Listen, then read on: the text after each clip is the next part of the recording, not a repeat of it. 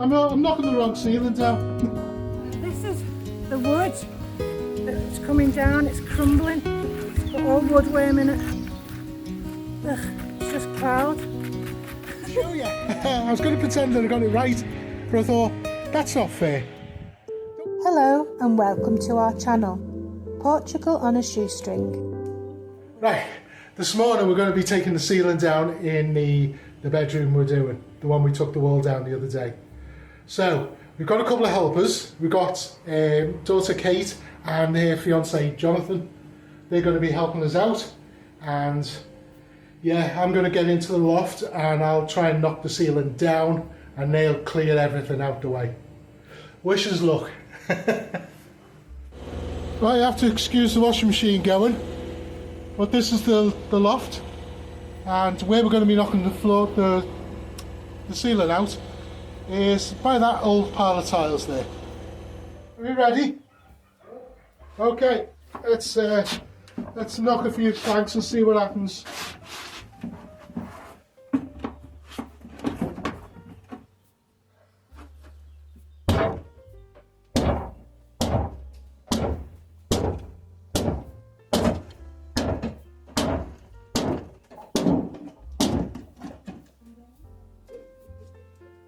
Am I in the right place? I'm knocking the wrong ceiling down. Yeah,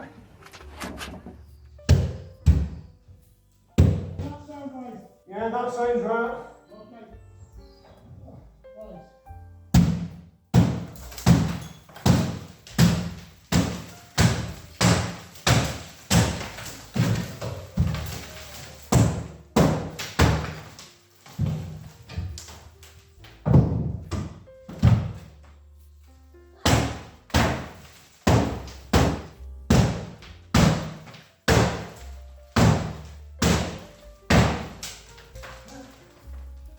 Quite solid, these ones.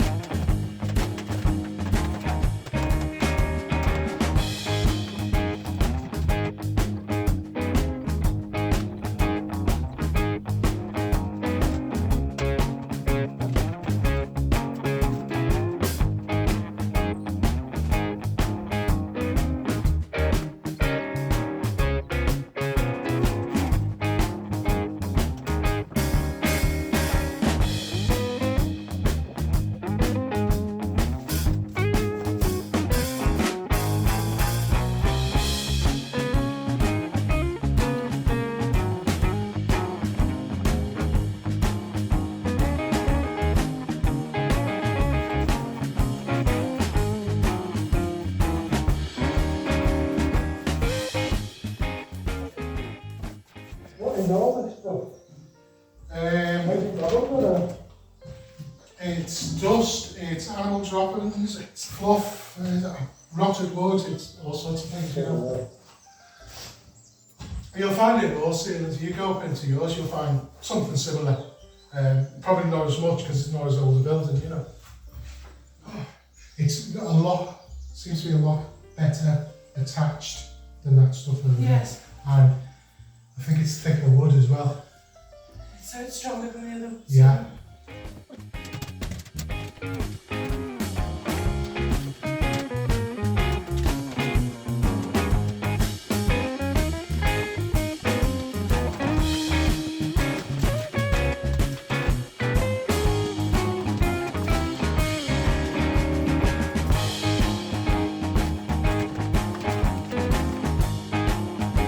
Okay.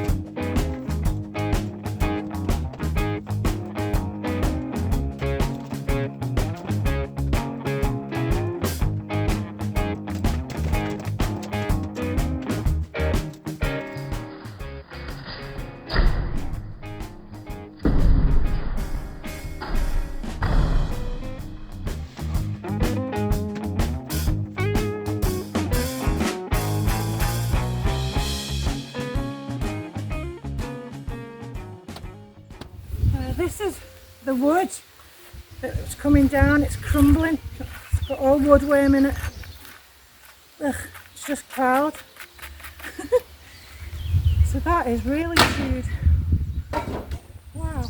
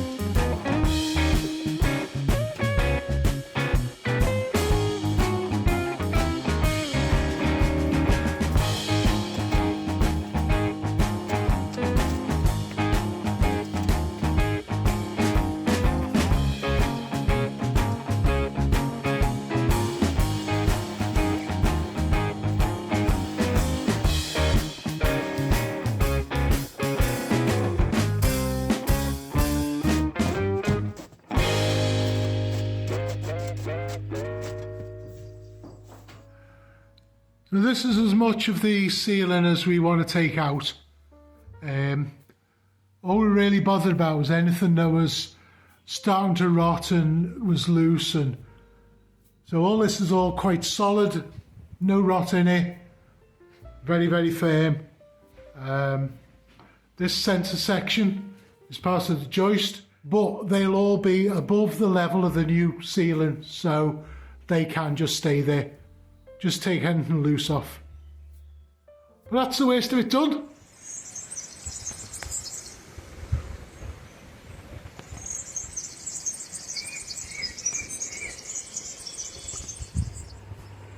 Right, time to move on to getting the water supply to the bathroom.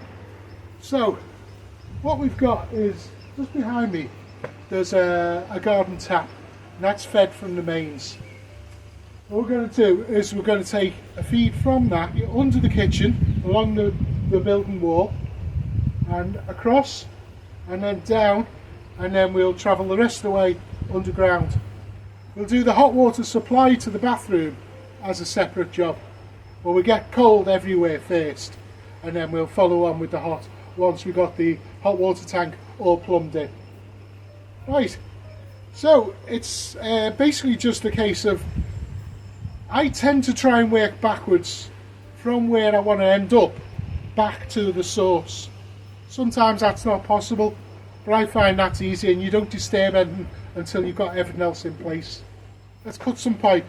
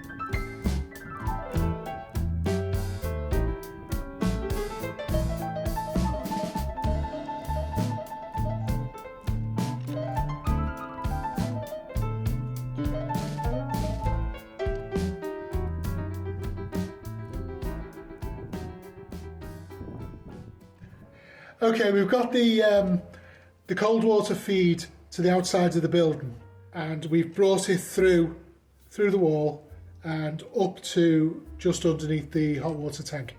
Almost always in Portugal, what you'll get is a 1/2 inch BSP outlet on the wall with a tap on it, stopcock type thing, and you'll be connected with flexible hoses.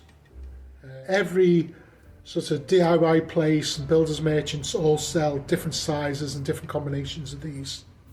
So yeah, you'll find all hot water tanks, boilers, taps, sinks, toilets, they're all connected with flexi hoses, just the way they do it here. It's good, it's quite good. It means you don't have to be as accurate with your piping. Got a little bit of leeway. Anyway, turn you around and I'll show you what we've done. So this is where the cold water comes in, which is this one at the back. That's the cold water in.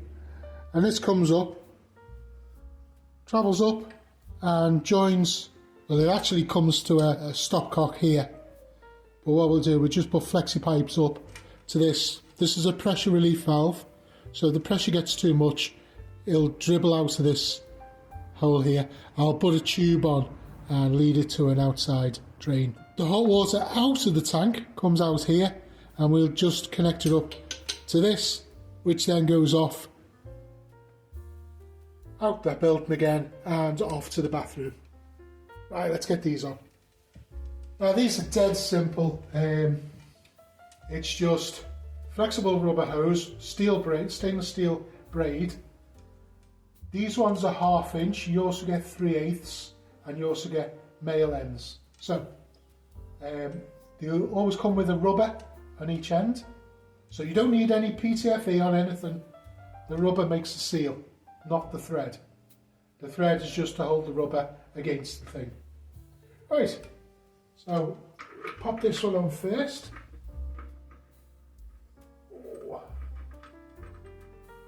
And basically with these, what you do, you get them up hand tight, and then you just do maybe 1/4 of a turn, not much more than that.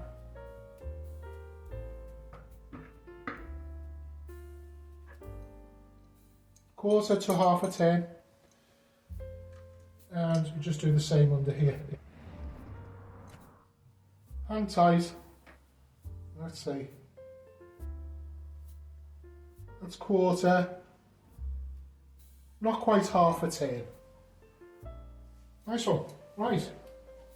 And just repeat the process with this one. So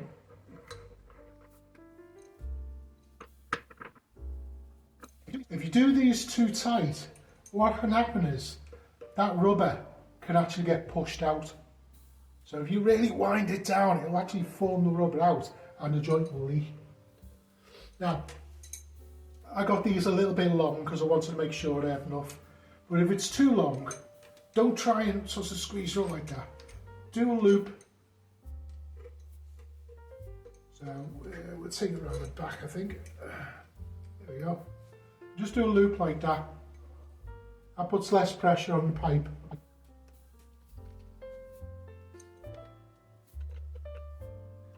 Got flex in them for any movement. Sorted. These are both switched off at the moment. It's just a 1/4 turn, and it will switch them on, but we've got to connect them to the mains first. Quick little job, out the way.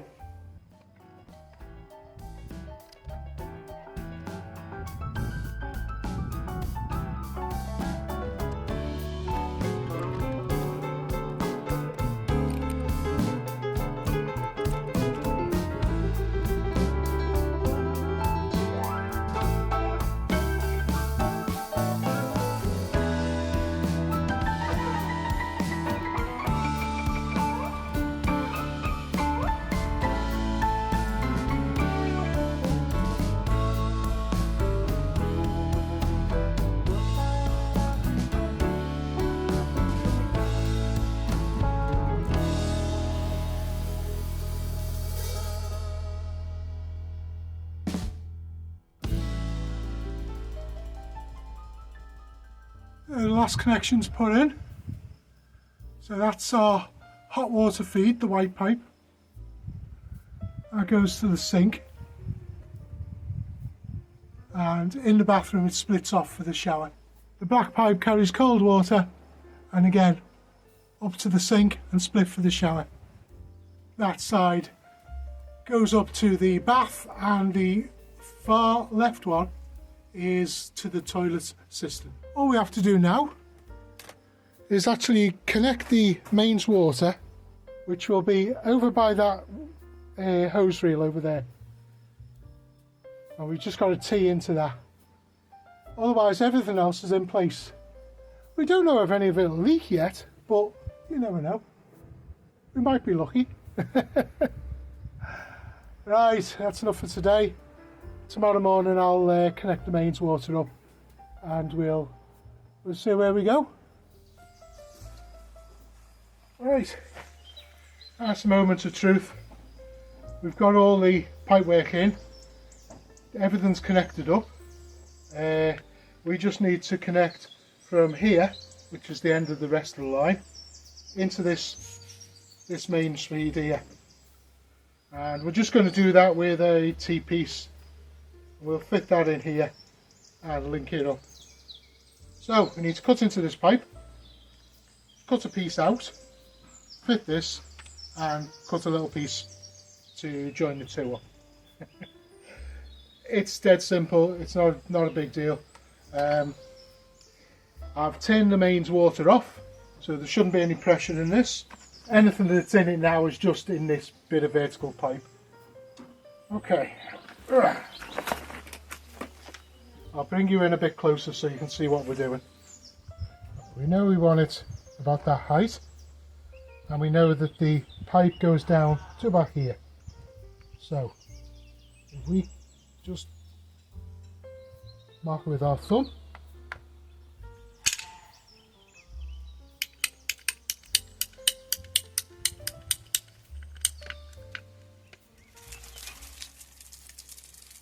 it should stop eventually. Anyway, you may have seen these being used by a lot of YouTubers and seen a lot of leaks. They're dead simple really. You've got a cap with a screw in it. You've got this white piece. Now sometimes they're black, but it's always a cone shape. You always want the cone going so the narrower part is towards the cap. Then you normally have a little top hat thing. Sometimes this is captive inside here, but most of them are loose like that. And that goes on. Oh.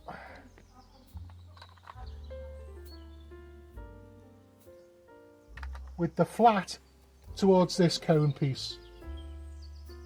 Now, in here, you'll also see a little rubber ring. Take that out and put it on the pipe. It's a lot easier to do it this way. Because what you need to do is make sure the pipe goes through the rubber ring. Just push it on and you'll feel it go into the slot. And then just bring the cap down and tighten it up. Normally just do these by hand. I've got a few blisters and I can't really grip too well today, so I'm just going to use a pair of pliers just to help. But it's not a tight fit that you're trying to do.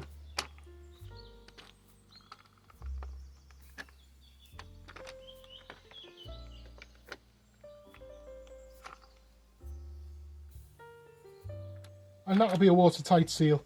I just need to do the same on each of these. But I'll trim this one to the right length.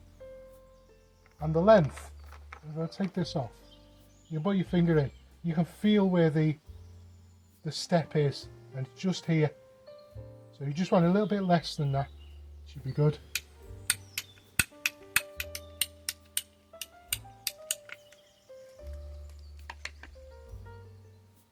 Always better to cut not enough off, and then you can always cut a bit more. It's really difficult trying to put some back on. Cap on first. Cone facing pointing down towards the cap. Top hat with the flat against the cone and rubber ring.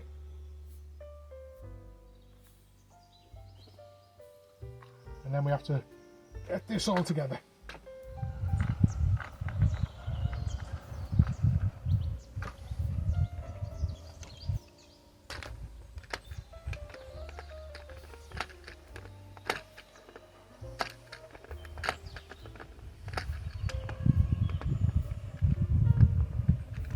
Now we just need a small piece just to join these two. So I'll just go and grab a bit of that.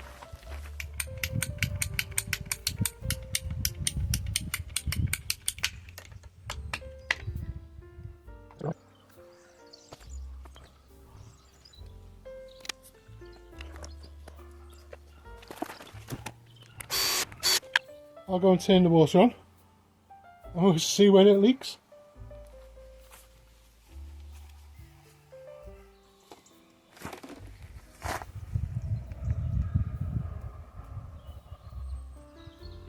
Right, that's all good. There's no leaks from that. Right, I'll go and check the rest of the circuit. Right, we've got most of the pipework in place, and generally it works. There's a couple of small leaks, but we got them sorted. The big problem was the fact that I've actually connected the hot and cold the wrong way around for the shower. You see up here somewhere, yeah, those two pipes coming down off from the ceiling, they go to the sink and then onto the shower. The sink doesn't matter too much, you've got flexi hoses, I can just swap them round. But the shower is permanently installed, so I can't do it. Not a major job, I just need to swap two pipes over here, that's fine and it'll be sorted. But originally I wasn't going to show you, I was going to pretend that I got it right, but I thought, that's not fair. Don't want to make myself look better than I am. We all make mistakes, and realising a way to fix them is part of the job, isn't it? So yeah, I'll crack on with this and then we'll get that finished. This is what we ended up doing with this pipework. So I would have preferred to have put a straight in, but I didn't have any, so I've put an elbow in. It's not the prettiest of jobs, but it does work. So here it is, we've got actual water in the bathroom.